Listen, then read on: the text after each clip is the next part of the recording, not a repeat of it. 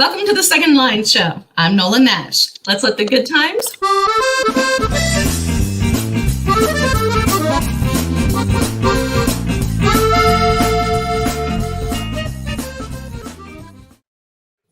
Hello and welcome once again to the Second Line Show. I am your host, Nola Nash, and we've got a great show for you today. We are talking romance novels with some great ladies.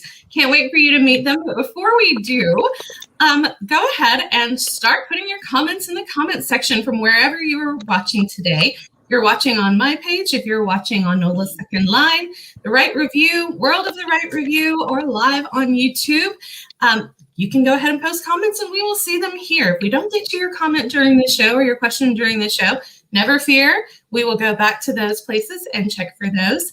And if you're watching as a replay, know that those comments do send a notification, and so I will be able to check those as well from there. Now, if you have not given StreamYard permission to use your Facebook profile, that's totally fine if you don't want to do that, but we do like to see who's there. And if you haven't done it, it just says Facebook user. So if you could put your name in that comment so we can welcome you to the show and call you by name, because, you know, we're all friends here and we do like to see those familiar faces. So without further ado, I am going to come on over to our ladies here and I'm going to let you guys introduce yourselves. And then we always go Brady Bunch style. So we're going to start over here with Melinda. So I'm going to let you introduce yourself and we'll go around the table here, ladies. All right, Miss Melinda Curtis. Well, hello there. I'm coming to you from my laundry room, which is in a home that we are fixing. This is the only room that has complete walls and a door. Awesome. And as you could probably tell, I write a lot of comedy. I write sweet romance to full-on rom-coms. Love it. Love it. Glad that you're here and that you have a room with walls to actually join us from. That's absolutely amazing. All right, Miss Anna J. Stewart, you're up. Oh, Anna, I think you're frozen. Oh.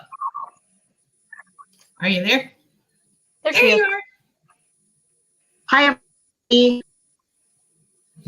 Oh, I'm having internet issues. We can hear you now. You're a little fuzzy. Oh, wait, you're better. Try it now. My name is. Whoa, nope, you froze again.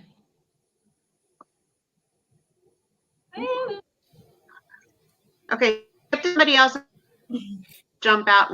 Okay, we'll do that. All right, I'm gonna go down here to, I love, Damhnait, that you actually put how to pronounce your name in the parentheses. We had a conversation about this earlier. I told her I would have butchered the name if she hadn't given me the pronunciation. So I love that it's there. So, go ahead and introduce yourself. I've gone to school on that one. Hi, everybody. My name is Damhnait, spelled weird, pronounced Damhnait Monaghan. I'm Canadian, but I actually live in the UK and have done for 20 years. And my debut novel is a rom-com called New Girl in Little Cove, which came out in March in Canada and will be out in the US on May 11th. So that's me. Wonderful. So, Damhnait, now as people look at your name, do you get like these weird pronunciations everywhere you go? Like, to me, I look at it and go, how many times has she been called Damhnait Monaghan? Yeah, you know what? Everybody gets it right off the bat. Never. I don't think it's ever been pronounced correctly. And when I moved to the UK, I decided I was just going to go straight phonetic because, starting my whole life all over again. So I just started writing it Downnith. But in the last few years, especially with the book coming out, I've gone back to the authentic spelling. So I love it. And I was thinking, it sounds like like a 1950s cop show, and there's the detective that can never get anything right, and you got the police captain going, "Damn it, Monaghan!" It would be a great name. So I don't know. It was just, I'm sitting here going, how am I going to say this and not totally embarrass myself? So I was so glad that you said that. Well, that's why she developed a sense of humor, right? Because of that, for sure. Right? Yeah. I mean, it's a daily conversation, right? So Yeah. How do you yeah. say your name? I don't want to butcher your name, which is exactly what I was going to have to do with you too. So thank you for the pronunciation. I appreciate it, as does everyone else. But it's a really great name when you see it written out. It's like so cool, and you want to say it right, and you know you're not going to. So it is a great name to have on the cover of a book. So I'm kind of glad that you went back to it. All right, Cari Lynn Webb, we're going to let you introduce yourself to the folks from the front seat of your car. We're glad to see that you pulled over. I'm sitting in a park right now. Nice to see everybody. I'm in South Carolina. Yeah, I pulled over safely. I happen to be in my car, though. We are driving home from about an hour away. So made it just in time. I write sweet romance, and I'm happy to be here. Excellent. Excellent. Glad to have you in the South Carolina park there. Yeah. And Anna, we're going to try this again with you, honey. Okay, I've got a backup plan. Can you hear me? All right. Yes. Oh, I could for a minute. Oh, yes. You're coming in and out. Yeah, there we go. Okay, I've got a backup plan just in case. So if you can hear me, I'm Anna Stewart. I'm coming to you from Sacramento, California, in my writing office, which is also my kitchen. And I write sweet romance, contemporary romance, romantic suspense, paranormal romance, and just about everything in between on the sweeter to spicy side, not the super hot stuff. And I've got lots of books out there. Excellent. Awesome.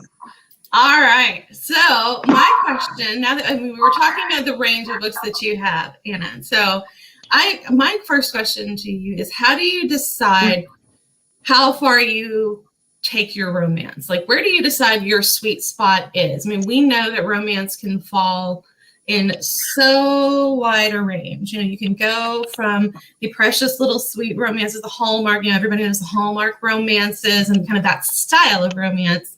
But then you also get a little bit spicier. You're really spicy. You can verge into the world of the paranormal romances. How did you decide this is what I want to write?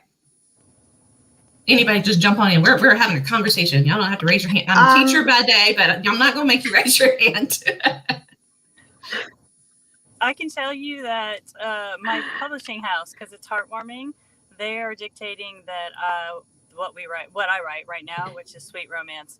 I love to write a little bit steamier. So eventually, if I get my paranormals out, those will have a little more steam in them. I'm a fan of just sexual tension, though. Not even necessarily the, sexy scenes on the page. Just the emotional sexual tension is what I really like. That's what helps drive a story. But right now it's kind of the parameters of whoever you're publishing with, and they'll tell you, you got to close the door. You can open the door, come on in, stop at the door, whatever. And then you just sort of roll with that and you stay within those parameters. Now, how did you decide that's what you wanted to start with? Since you like writing the steamy, did you decide that you didn't, I'm going to start with this particular thing and then see if I can work up to steamy? No, I actually started with more steamy, but what I got published first, thanks to Anna and Melinda, was sweet contemporary. And so I've been going with sweet contemporary. And so that's so we're just in that lane right now. And so that's what I'm writing. Okay. So I like that you're sitting in your car, Cari Lynn, and you're talking about being in a lane. That's a good metaphor. I'm constantly talking about staying in my lane. I need to stay in my writing lane. Yes, it's all about it. It's very fitting. I apparently just drive all over the freaking place. I have no lane. I'm on the Autobahn somewhere. I have my paranormal books out, but I've got other things that I've been writing, other series, and I'm just like, I don't have a lane. I don't know my lane. The lines on the road are just suggestions. Not really hard and fast rule. Getting tickets all over the place. Yeah, it's a guide. I actually had somebody, when I went to Rome, we had a tour guide because we were actually crossing the street. And we thought, as Americans, we're going to stand at the crosswalk. Pedestrians have the right of way, and we're going to cross the street at the crosswalk. And he stood in front of us, and his arm went out, and he said, "No, those are just pretty lines on the road. They don't mean anything." Oh, okay. It's pretty lines on the road. So yes, I tend to go with that more Roman philosophy of just, drive wherever you want. That works too. My writing lane has no lanes. What about the rest of you? How did you decide that's what you wanted to do? For me, I mean, it's my first novel, so it's set in Newfoundland, and I really wanted to emphasize the unique nature of that Canadian province. And I think it's hard to say this in a pandemic, but people often say I have a good sense of humor. So I was kind of leaning more towards the funny, the calm of rom more than the rom. I'm actually quite sedate, I would say, in my love scenes. I find them slightly tricky to write, so it's very, very close the door. I like the tension. I think tension is fun to write. I think that is fun to build for a while. And I think, I don't know as a writer what I would do once that tension broke. It's like, now where do I go with this? Because I don't know that I would know how to restart that cycle again and actually make it go well. So I have certain genres that I know I can't write well, and I respect the ones who can. And things like romance are some of the ones that I'm going, and sci-fi and things like, I can't write that. I know my limitations, but it always impresses me that people can do that and can continue to keep that cycle of that romance and the tension and then building it again. I can't do it. So I absolutely, I admire those of you who can do that. I can't do it. I'm going to just be real honest with you. Limitations. Got to know what they are. I don't stay in my lane, and I know my limitations. At least I got that, right? As far as I'm going here. Melinda, what about you? How did you decide that sweet romances were where you wanted to go? I started out writing with sex in books, and then it started to be kind of like, oh man, unless you really spice it up, things are the same. After about 10 books, I was like, whoo, baby. And then I started to put more humor in my books as a driver. So toning back the sexual tension a little bit and having humor pull things through. And that got me more excited about writing. And then the books that sold better were the ones that were sweeter with humor. So I'm like, okay, I am now on that path. Okay. In that lane. Yeah. In that lane. In that lane. She picked a lane. Everybody get in the lane. Everybody get in the lane. Now, Anna, you're like me, have no determined lane. We're going to try them all. So how do you decide as you sit down to write, this is the lane I want to be in? It's a combination of Cari and Melinda, because Heartwarming was my foot in the door with publishing, thanks to Melinda. That put me in with Heartwarming, which meant I was writing sweet romance, which I was fine with, but my dream was actually to write romantic suspense and paranormal. So a few books in, I was able to get into the romantic suspense line with Harlequin, which meant it was spicier stories. So I'm really lucky I get both worlds. I write a couple of sweet romances. I'm ready to add some sex to the book. In fact, I have to actually remind myself to put sex in the book because I'm used to writing the sweet romances so much. But I think for me, there's a reason why romances end with the happily ever after, is because once that sexual tension and that has been resolved, the story is over. Then and actually the begins. But for me, it's, and actually it's Cari who told me this a while ago, and I bet she doesn't remember doing this.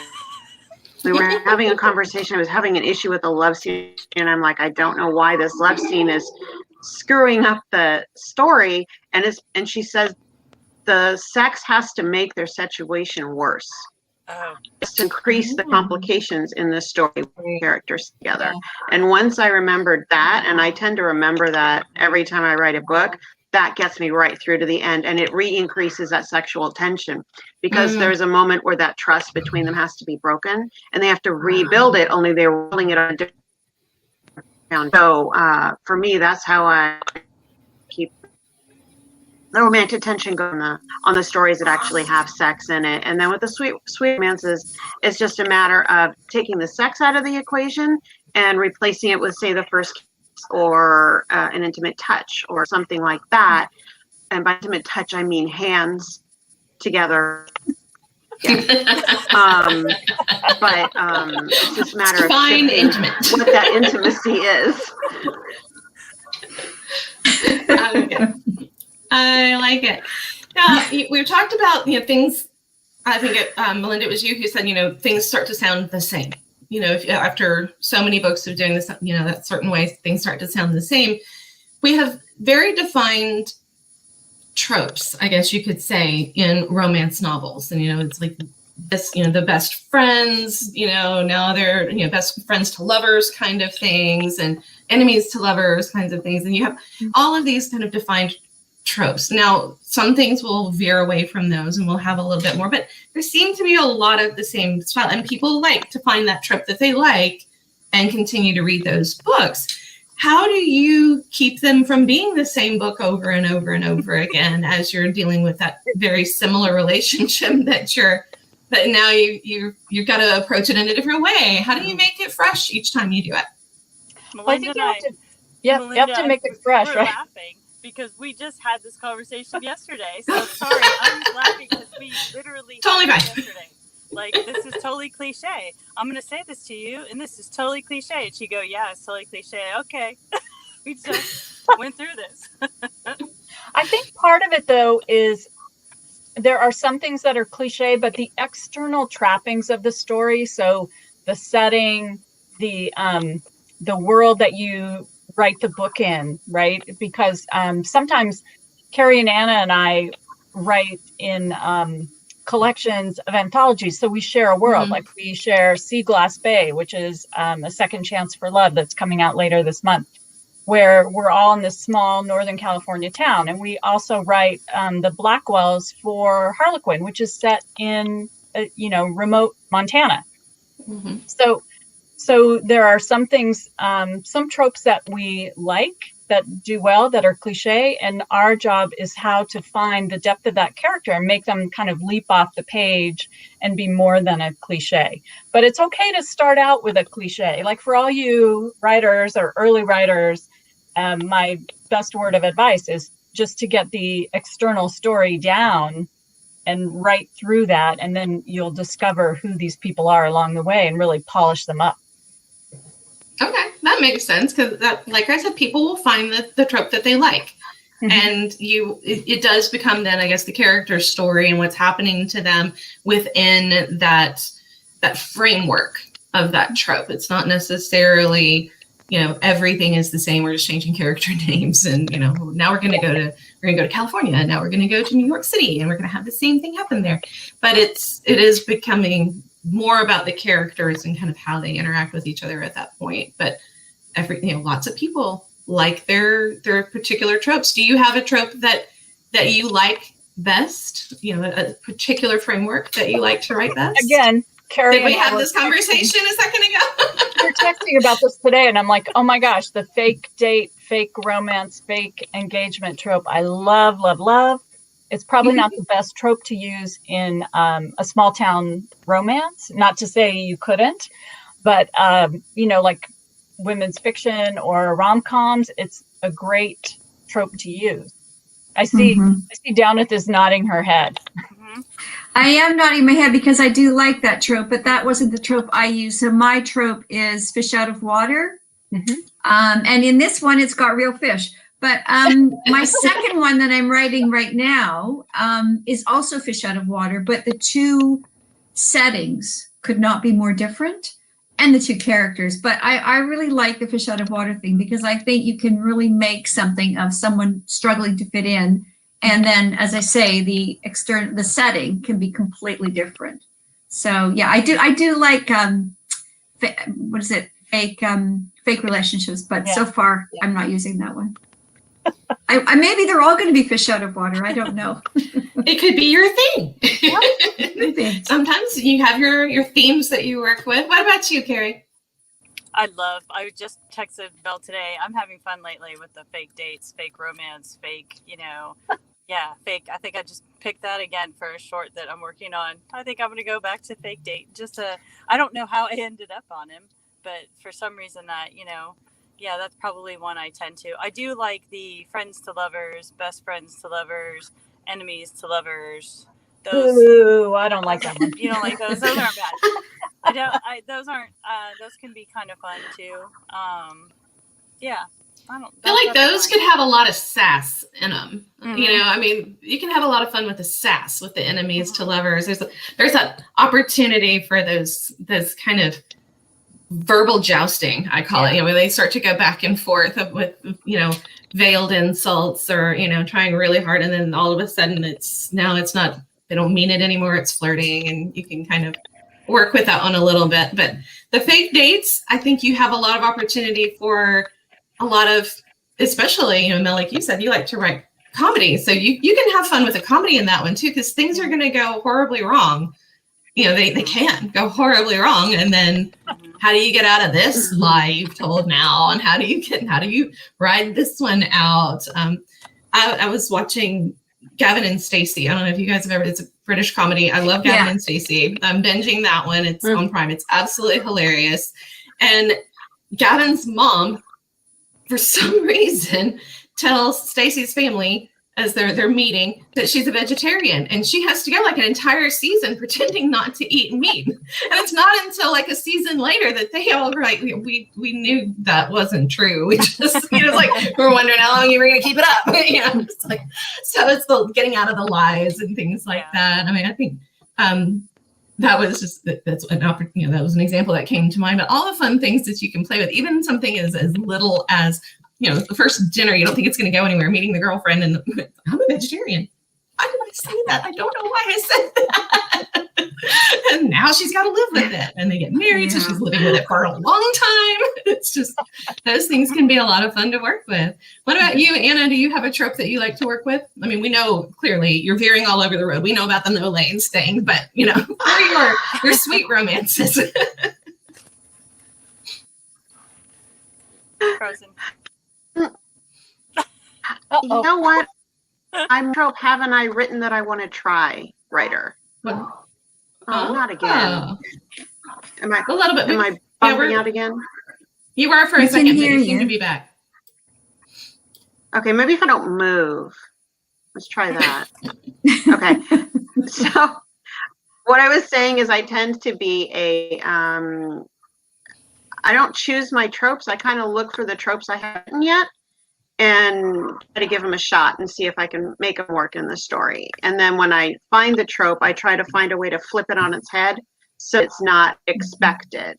Like I'm working on an idea right now, which I knew we're supposed to, I went into it thinking, okay, this is going to be a cowboy series. And I'm like, oh, I think it's going to be a cowgirl series instead. So I tried to wait it to make it unique and to put it so that it's not the usual tropes. I didn't realize how many different tropes I was writing until we started actually focusing more on tropes. And I'm like, oh, and now I kind of just use them as a shorthand to be able to say this is the kind of book that it is. So I have a book out in August that I kind of backloaded it because it's made old he is. She's also pregnant and got dumped by her fiance, and then he's kind of a wallflower. So I've got 3 different tropes in the same story, and I haven't written any of those types before. So that in some ways made it a lot more fun to write because you're not writing the same thing over and over and over again. So, do you think having the tropes as a framework help you to kind of expedite the process? I know some of you have got many books out and you're writing so many. Does having that ability to work within that trope framework kind of give you, especially with, you know, needing the happily ever after of a romance, you know how it's going to end? It's just a matter of getting them there. You kind of have the skeleton already built. You're putting the meat on the bones. Does that help you as far as, you know, continuing to get the books out there for readers who are clamoring for more because, you know, they've decided you're their romance writer now, and so, you know, you gotta get that book out there? Does that help, or is it more difficult because you have to figure out how to make it new? The only reason I'm laughing is because I think I know 3 people on this screen have had trouble finishing a last book. I don't know about you, but I'm ready to adopt you into our clique. You know, to me, it's the strategy of putting a book together that really is the fun of it. So it doesn't really matter what trope or what external plot that I have. It's really finding the characters that, wouldn't be in love unless they had met each other and were forced to be in this story together. So I don't know. I kind of put it in that way to make it challenging. The worst time I've ever had is when an editor says to me, I want you to write this book. And that's just so painful because it doesn't interest me and somebody else figured out the puzzle. Oh, I like that. I like the metaphor. That I can see how having the trope and finding that way to actually assemble it. I mean, I guess it's the same thing when you're putting a jigsaw puzzle together. I mean, let's take the metaphor one more step. If putting the jigsaw puzzle together, you know what the end picture is going to look like. You've seen it on the box. But the challenge is in actually piecing it together to get it to that point and actually working through. I mean, if all you wanted to do was look at the pretty picture, you'd never open the box and dump all the pieces out on the table. I like that analogy. That's a great way to put it. An excellent way to put it.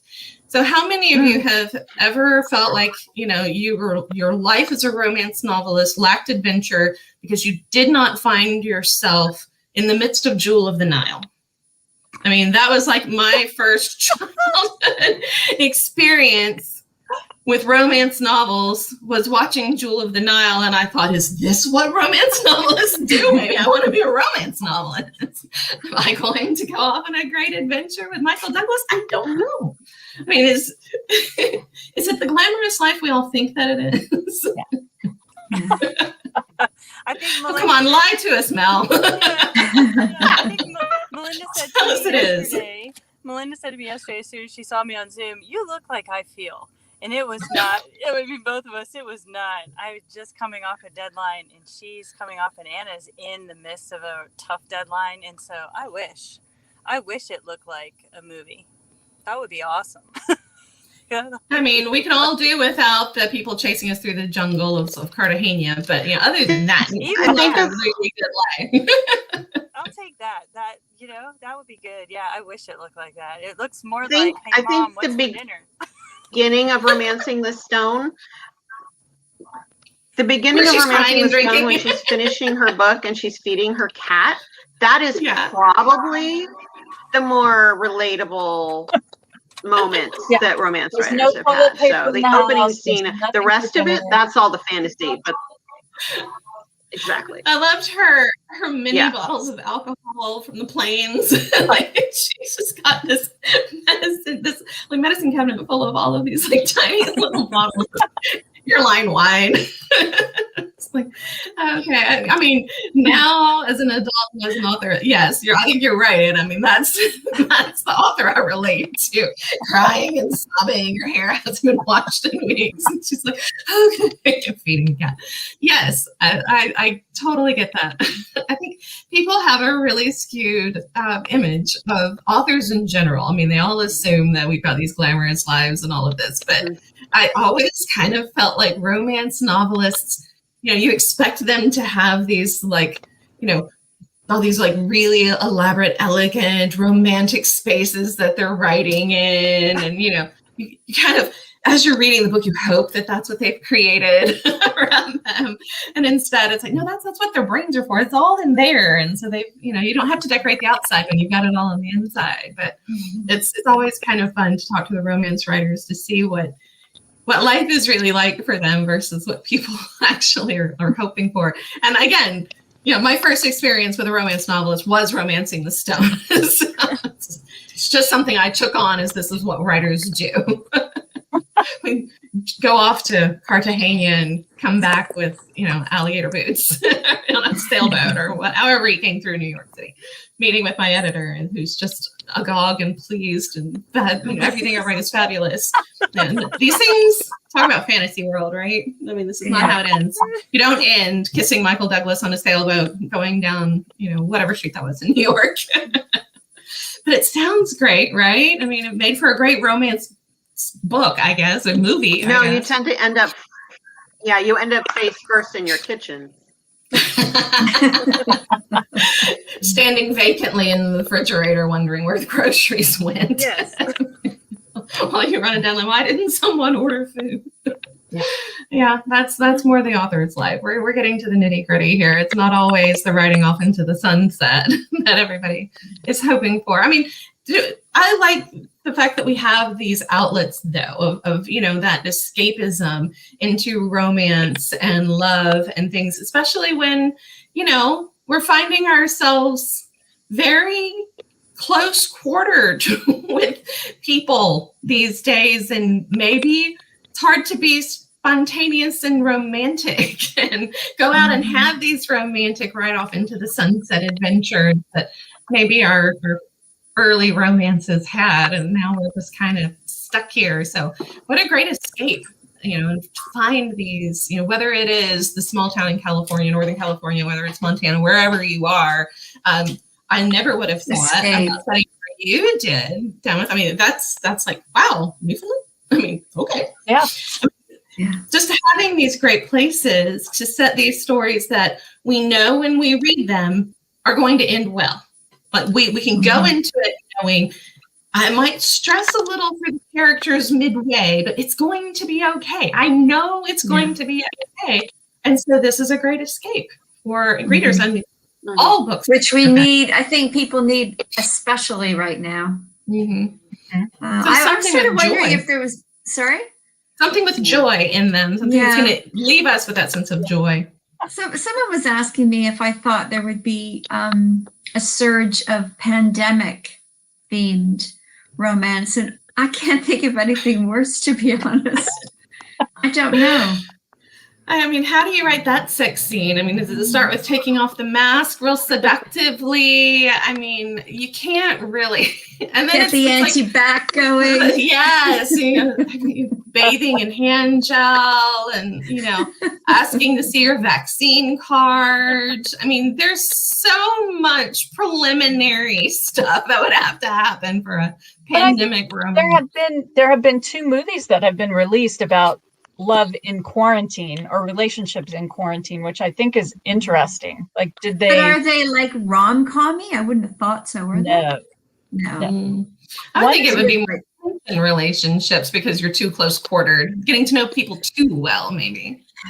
Yeah, or like a reunion, a relationship that maybe is falling apart, but under quarantine you're getting back together. Yeah, that's true. Nowhere to hide. Yeah. Yes. Speaking of nowhere to hide, I saw somebody towards the early part of the pandemic that was posting about numbers in Italy. And they said that due to contact tracing, there's actually been a lot of adulterers caught because they've been part of contact tracing circles they should not have been part of. So there's that angle for books coming out of it too. You could totally write about that. If you were going to write about, pandemic era things, I think it would have to be more that kind of thing. How did that fall apart? How did they get caught in that? I don't know that that's necessarily a rom-com kind of thing. I don't know that people are ready to laugh at the pandemic yet. I mean, I feel like we make jokes about, and we got our memes and our cartoons and things like that just to keep our sanity, but I don't think we're ready for whole novels set there. I think I agree. I don't know that we ever will be. I don't know that it'll ever be, that real sense of, we don't have a sense of freedom. We don't have a sense of adventure. We don't have that sense of throwing caution to the wind and embracing love, whether they're a stranger or, someone you met on the street, you met at the grocery store. You don't even know what they look like from the nose down. I mean, it's very hard to find yourself physically attracted to them unless you just really like their mask and their eyebrows. I mean, that's pretty much what you got.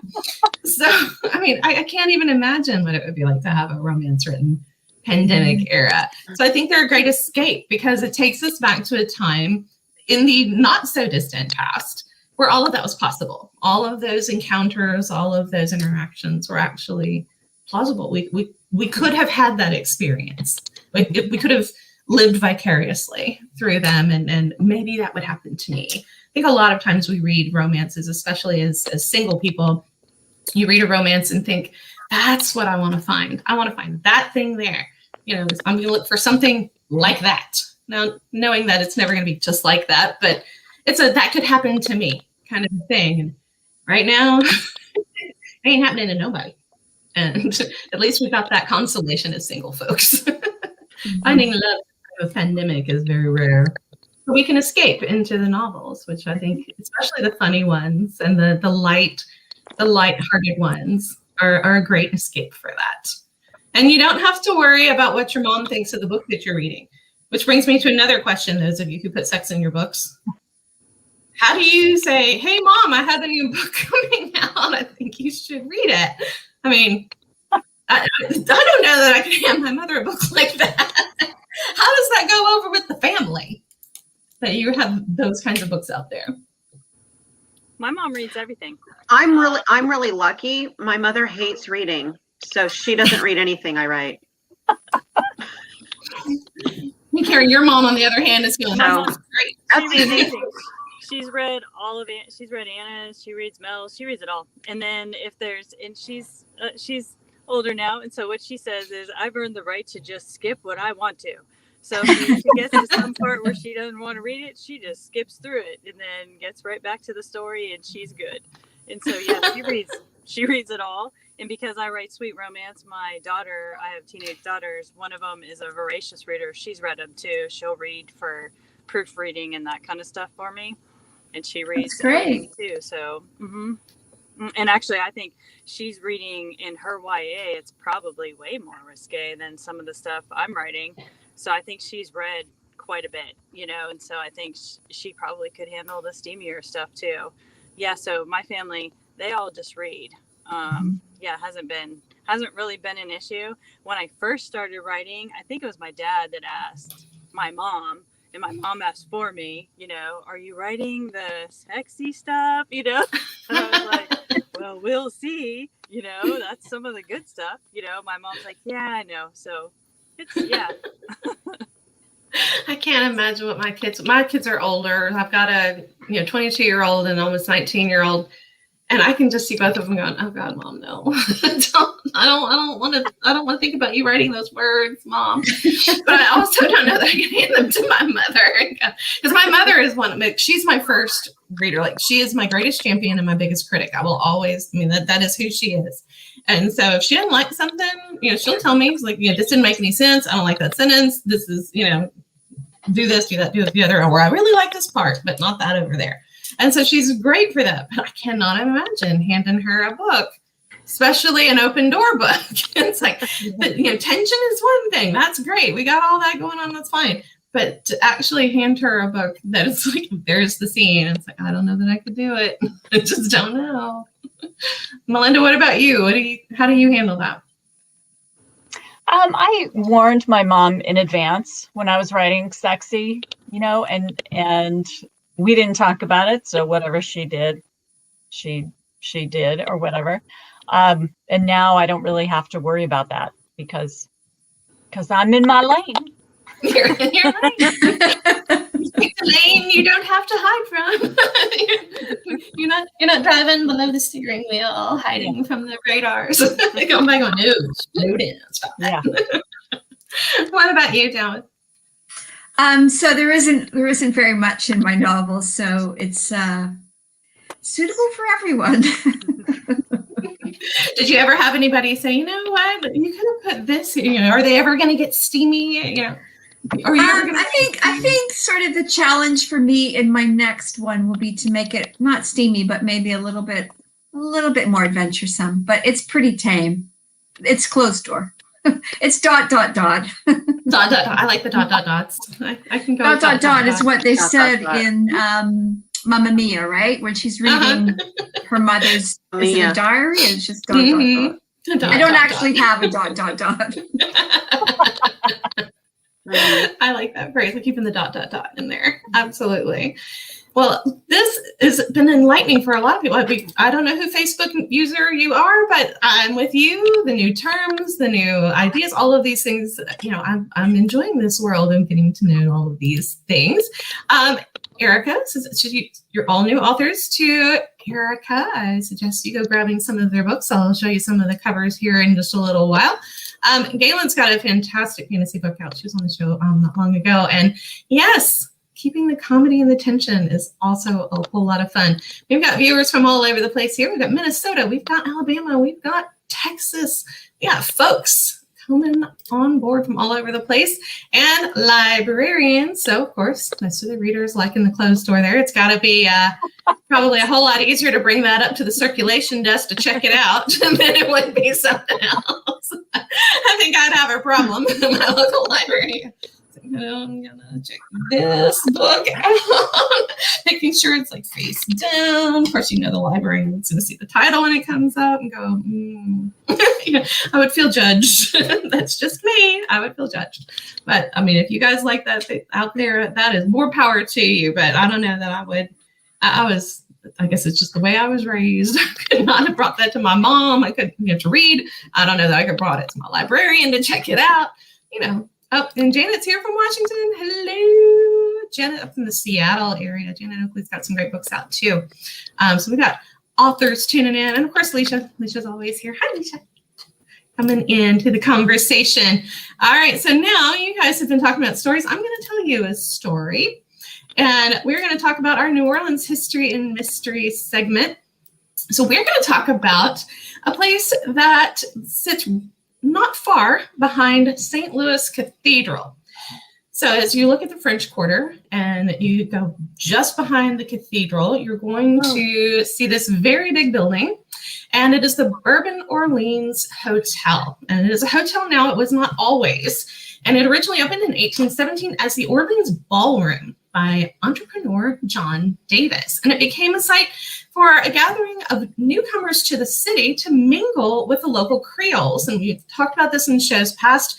Creoles don't have anything to do with race. It has become something that we think about with race, but it actually had to do with people of European descent or Caribbean descent that had been born in Louisiana. So parents might have come from France, but the child born in Louisiana is now a Creole French.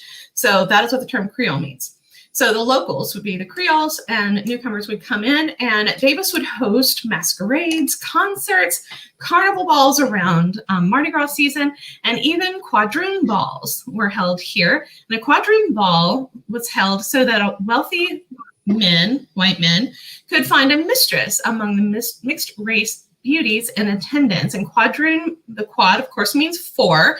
And so that would mean that they were 1/4 of one or the other, one direction or the other. And then there were octoroon balls as well, which mean 1/8. And so those balls were actually very fancy affairs. They were hugely popular. And so the Bourbon Orleans Hotel has its share of spirits, of course. And so by 1823, Davis had added both a world-class restaurant and the Orleans Theater that became the first French opera, the place for the first French opera to be presented in New Orleans. And the theater itself burned years later, so it's no longer there. However, the restaurant and the ballroom, which is part of the Orleans Hotel, still exists. So the venues rivaled those in all those luxurious venues that were found in France. And so it had world-renowned luxury and glamour. And one of the over 20 ghosts of the hotel can be found in the ballroom, which of course is still there. It is a spectral, lonely dancer, and she continues to grace the ballroom floor. And so that big chandelier that is hanging there, the chandeliers in the ballroom, will sway with her as she dances across the floor. And like many structures in the city, during the Civil War, the Orleans Ballroom also has its share of soldiers that continue to linger, whether they are Union or Confederate. So there are several pale apparitions of Union soldiers that can be seen in numerous locations, especially the older parts of the building. But the most famous is a Confederate soldier who spends his time on the 6th and 7th floors. He can be seen walking down the hallway. Occasionally, he will just have a seat at the foot of someone's bed because that's just where he was. People have woken up to him standing next to them as if he were going to get into bed with them. Most of the ghosts in the Bourbon Orleans don't seem to necessarily notice the living there. They tend to simply be going about their business. And so if he was ready to go to bed and the bed was there, that's where the soldiers go into bed. If he's walking down the hall to go somewhere, that's where he's walking. Whether you're there or not, it doesn't really matter to him. Another interesting part of the hotel's history is that in 1882, the Sisters of the Holy Family, which were a group of nuns who were free women of color, bought the property and converted it into an orphanage, school, convent, and yellow fever hospital. So here, of course, many died, especially children, and some of those children still haunt the hallways. On the 6th floor, a little girl sometimes rolls the ball down the hall, and then she'll go scurrying after it, and other unseen little feet will go running as if her friends are joining her and chasing the ball down the hallway. And sometimes you can even see the specters of the sisters who are just going about their daily business, tending to whatever it is they're supposed to be tending to, chasing the children, whatever they're doing. The sisters just go about doing their thing. Now, sightings at the hotel, and there are over 20 spirits that linger there, are so common that the hotel has a special book for guests to write down their experiences. So there's a picture of the book, the Ghost Sightings Log of the Bourbon Orleans Hotel. Now, one notable spirit is Raoul. He is a dapper gentleman who often appears when a woman is standing by herself. So clearly, Raoul is a bit of a ladies' man, and that might explain his mortal wound during a duel, sometimes before 1850. Given the way he interacts with the women, perhaps a woman was the center of the duel, the cause of the duel there. And when he appears, he's often seen smiling and then gives a hearty laugh before fading away.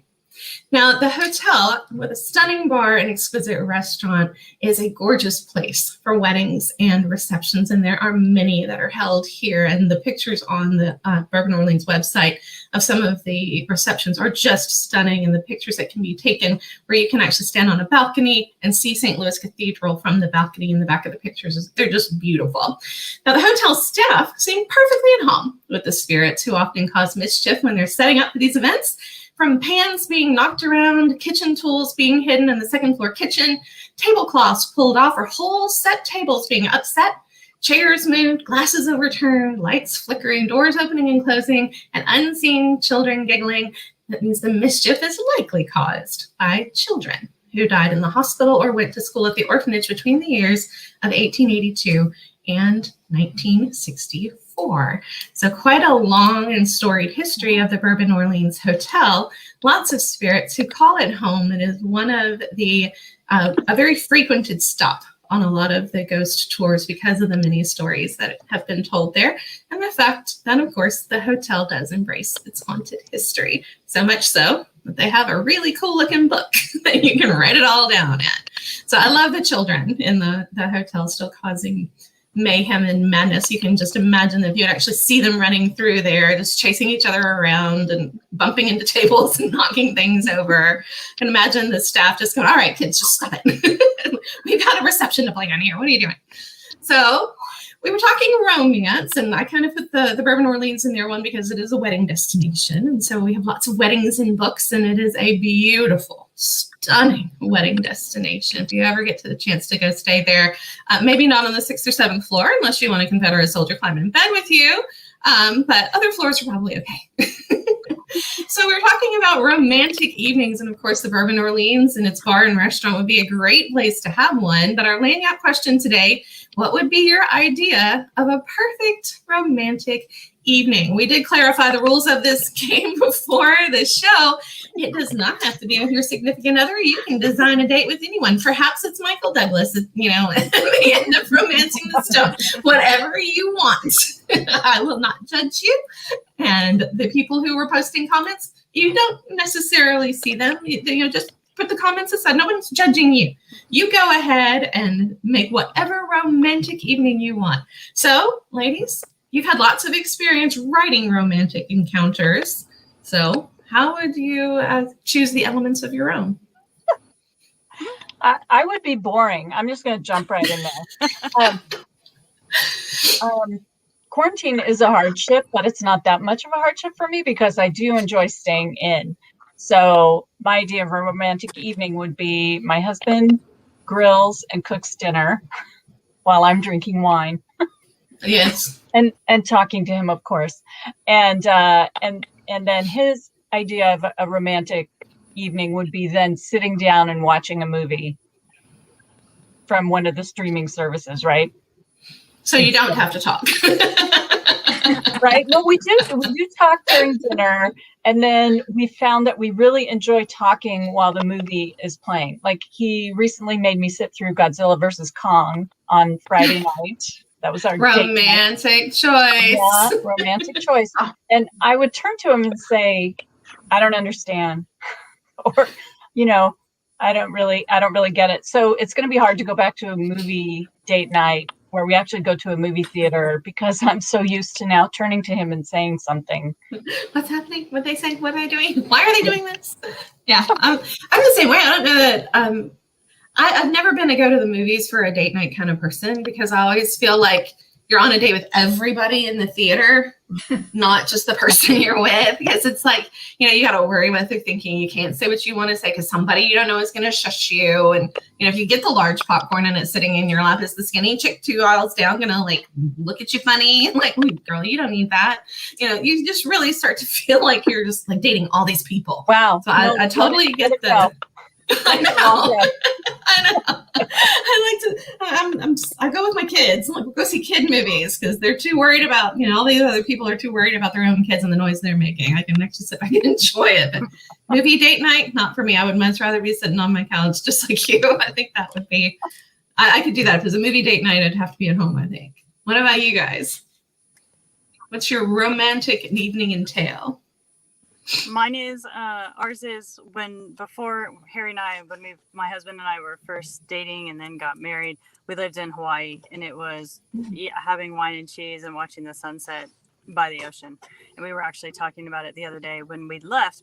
Our kids were little, and we were talking about it the other day, and we missed that just those evenings of just sitting. We used to drop the tailgate on the truck and just sit on the tailgate and just watch the sunset, and that would be my ideal. But even right now, I'm kind of like Mel. I don't need to go out. Don't need a bunch of restaurants. Like, I'm happy at home. I love to cook, so I'd rather cook and eat at home and just enjoy my husband's company. I think that's in the rush of everything that's going on now, just to have a conversation, to sit down where you are totally present with each other. That matters. So that would be mine. I like it. Anna, Donna, what do you think? I actually, my husband read my novel, and he doesn't really read a lot of fiction. And he's never been to Newfoundland, and we decided it would be, I haven't been there for years. We decided we'd really like to go there. So I think we haven't traveled for so long now with the pandemic, but my ideal date night would be, we'd already be in Newfoundland, and the weather would be good, which it isn't always there. And we would just sit on, like you were saying, Cari, just sit on a beach somewhere, Rocky Beach or wherever, and just watch the sun and listen to the waves. And I just love that. And have a nice meal somewhere, hopefully. So, yeah. That sounds wonderful. I love these I definitely low-key would want to date stay nights. at home. Sorry? I like the low-key kind of just quiet date nights. You know, I don't know if it's just, you know, I'm 45 now and like going out, going to concerts. Like I just don't, well, even if we could, I don't know that I would want to do that. Your date nights are sounding way more my speed. This is good. Anna, what about you? You could design a date night. What would it be?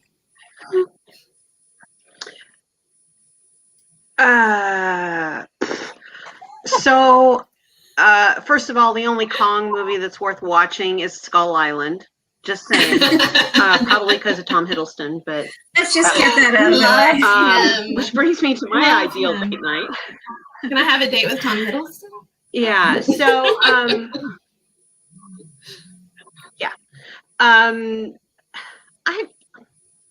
I love the idea of the beach because I love going down to the beach, but I also love to cook. So actually, the ideal for me would be to cook. And I think cooking with somebody is a great way to get to know them and to see whether or not you can make it through the process without stabbing them with your knife. That would be useful. Always good. And I'm a big so you know, classic action movies like Die Hard or something like that. You know, lots of explosion, little dialogue. I don't know, but just some decompression and doing something without any expectations and fun. And I don't know that I even know how to do that after the last year anymore. So the cooking the dinner thing would be a good test, just to make sure I'm capable of being another. And this is why I write romantic. Someone. Yeah, that's why she writes suspense, right? Yeah.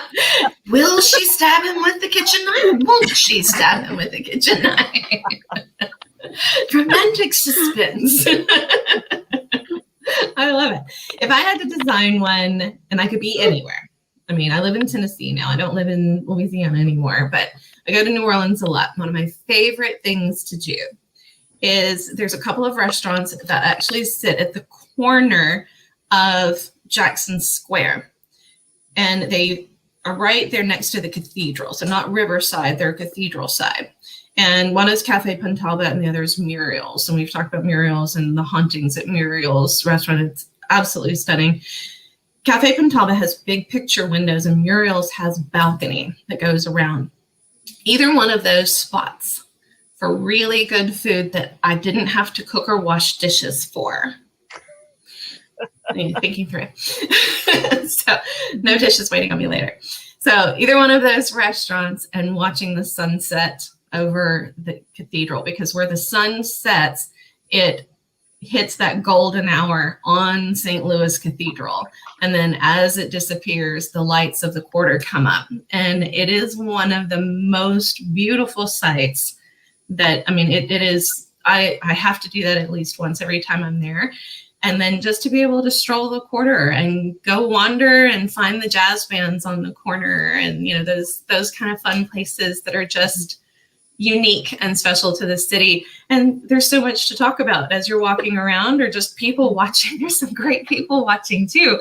So not out in a congested, got to do something, you know, everything is planned kind of night, but a really relaxed, just being in an interesting location, but very low key. Just walk wherever you want, turn the corner when you want to turn the corner, follow the sound of the jazz band until you find them on the corner kind of a night. And then, you know, maybe not a late night because I don't do late nights anymore. So at least that's something that you can do. Feel like you've done something and then call it a night. So that if I could design anything, that would be it. But for me here in Tennessee, in my little 1-bedroom apartment, my balcony is my favorite place. So a glass of wine on the balcony, probably delivery dinner, because again, it's hard to feel romantic when there's a sink full of dirty dishes. We're listening to the dishwasher going. Either one of those things kind of is a mood kill. So we'll deliver some dinner and sit out there and just listen to the night and have a glass of wine would be good. So I think all of our romantic date nights are actually, they're good ideas. Now, some of us just need the other half of the date night and we're a business. I can have my date night all by myself. Thank you very much. That's a whole other book series. All right. Well, we are going to talk about some of these great books here and let you guys see some of the covers of the books that are out and about. We have got some fabulous, I just love the baby. I absolutely love the baby on that book. That is the cutest kid. I had lots of covers to pick from, but I thought the baby was just so cute. I picked that one. This is cute. Great covers here. And of course, you guys check out all of the books that have been written. And I know that, Damhnait, this is your first one. So we're looking forward to the next one coming out. And so we will be on the lookout for that one. But the other three ladies have got several books that you can check out, several series that they've been working on, collaborating on, box sets that have all sorts of fun things in them. Go check all of those out on Amazon, see what you want, read the reviews. But as I always say, you can get them from a local bookstore, whether it's online or in person. Please support those local bookstores that need you so much. And then go back on Amazon and leave your review when you're done, because the authors need those. So please, please, please. We know there's lots of great things you can order on Amazon, but let's focus the books where the people need the help, and let's send that help to those local bookshops, because sometimes it's fun to just walk in and talk to people who can give you a great recommendation. So check out all of those things, support your local bookshop. And speaking of their books, we're going to take a look at mine that is very different. Here's the book trailer. There's nothing really, well, there's a little romance in it, but you know, probably more along Anna's line of romance with the paranormal here than any of the sweet romances that we've got going on. So here, once again, the trailer for Crescent City Moon.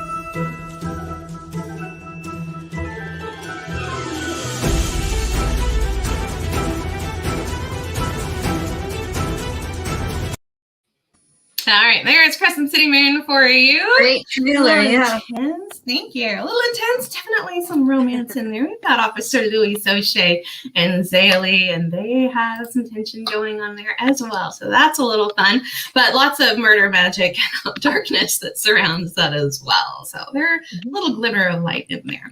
And if you guys have missed this particular episode from the beginning and you want to go back and catch all of the fun that we started off with, or if you have missed an episode of the Second Line show, and this is episode 27, not to mention all of the specials that we've done, then you guys can go and check those out over on Nola Nash Entertainment on YouTube, which is where Annie and I house all of those episodes in the past. It's actually what that channel was created to do. So there you go. All of the Second Line show episodes, as well as the specials, are living over there for you. So go check them out and watch the evolution of the Second Line show over the last year. We thank you very much for watching, for supporting, for commenting. And of course, we thank Annie McDonald for putting together amazing groups of authors as our show producer. She does a great job of bringing together lots of fun folks for great conversation. And of course, she has done it once again today. So thank you so much to all of you for spending a portion of your day, even if you're on the side of the road, firmly in your lane, in a park, wherever you may be today. Thank you so much for sharing this time with us. And I know that I've enjoyed it. I know our viewers have enjoyed it. And thank you once again for sharing everything romance and introducing folks to maybe a world they hadn't really explored that much before, or maybe just some new terms and things. I love that people were learning new vocabulary and new terms as we were going along as well. So thank you, ladies, so very much for joining us. And folks, we will see you next Wednesday night at our usual time, 7 Central, 8 Eastern, for another edition of the Second Line Show. Have a great Wednesday night. Thank you.